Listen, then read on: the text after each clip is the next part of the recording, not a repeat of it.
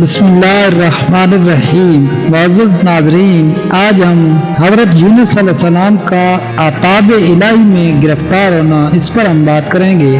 بات سٹارٹ کرنے سے پہلے ریکویسٹ یہ ہے کہ ہمارے چینل پہ نئے ہیں تو ہمارے چینل کو سبسکرائب کریں تاکہ ہر آنے والی نئی ویڈیو بر وقت آپ تک پہنچتی رہے۔ معزز ناظرین، ایک دن دوران سفر حضرت یونس علیہ السلام ایک درخت کے نیچے ٹھہرے اور بچوں کو وہاں ٹھہرا کر خود قضائے حاجت کے لیے تشریف لے گئے۔ اتفاق سے اس وقت وہاں کے بادشاہ کے بیٹے کی سواری جو شکار کے لیے گیا تھا اس درخت کے قریب ہو کر نکلی۔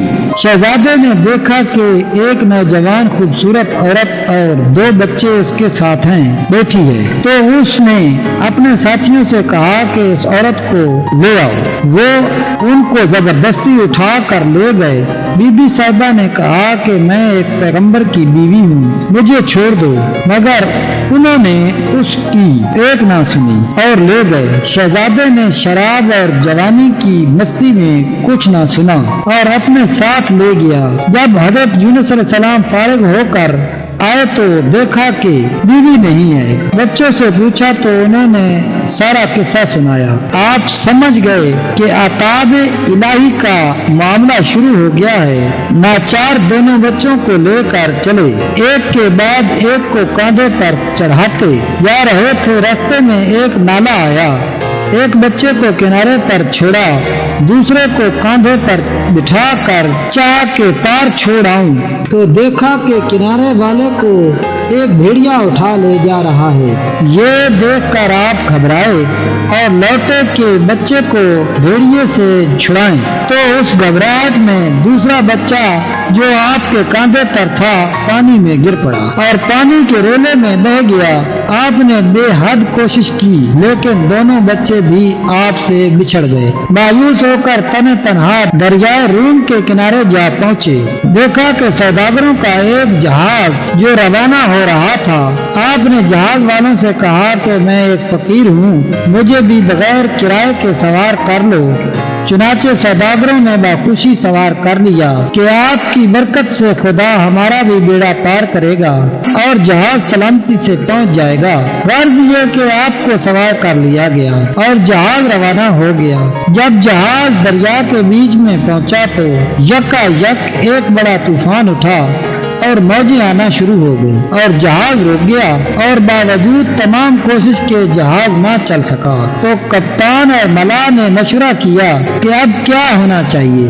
تو ملا نے کہا کہ میں بارہا تجربہ کر چکا ہوں کہ کسی کا غلام اپنے مالک کی رضا کے بغیر کشتی یا جہاز میں سوار ہوتا ہے تو اس قسم کا معاملہ درپیش ہوتا ہے۔ جہاز میں پکار کر کہہ دو کہ اگر کوئی اپنے مالک سے بھاگ کر آیا ہے تو صاف کہہ دے اور ہم اس کو باندھ کر دریا میں پھینک دیں گے تاکہ جہاز روانہ ہو اور ہم سب کی جان بچ جائے۔ اگر ایک آدمی کی ہلاکت سے ہم سب کی جان بچتی ہے تو کوئی مذائقہ نہیں ہے۔ چنانچہ جب جہاز میں آواز دی گئی تو حضرت یونس علیہ السلام سمجھ گئے کہ وہ غلام تو میں ہوں کہ خدا تعالیٰ کے حکم کے بغیر اپنے فیصلے پر چل پڑا ہوں۔ آپ نے جہاز والوں سے کہہ دیا کہ وہ غلام میں ہوں، لیکن ان کو یقین نہ آتا تھا۔ سب نے کہا آپ پر ایسا گمان نہیں کر سکتے، آپ بزرگ ہیں۔ چنانچہ قرآن اندازی کی گئی تو حضرت یونس علیہ السلام کا نام نکلا، پھر بھی لوگوں نے نہ مانا۔ دوبارہ قرآن اندازی کی گئی، ہر بار آپ کا نام نکلتا رہا۔ آخر جہاز والوں نے مجبور ہو کر آپ کو دریا میں ڈال دیا۔ ایک روایت میں ہے کہ لوگوں نے پھر بھی آپ کو نہ پھینکا، آپ نے خود ہی کملی میں اپنی جان کو لپیٹ کر دریا میں کود پڑے اور مچھلی نے نگل لیا اور جہاز آپ کے گرنے کے ساتھ ہی چل پڑا۔ اتفاق سے وہاں ایک بڑی مچھلی لقمے کے انتظار میں بیٹھی ہوئی تھی۔ یوں ہی آپ دریا میں گرے وہ مچھلی آپ کو نگل گئی، جیسا کہ ارشاد باری تعالیٰ ہے۔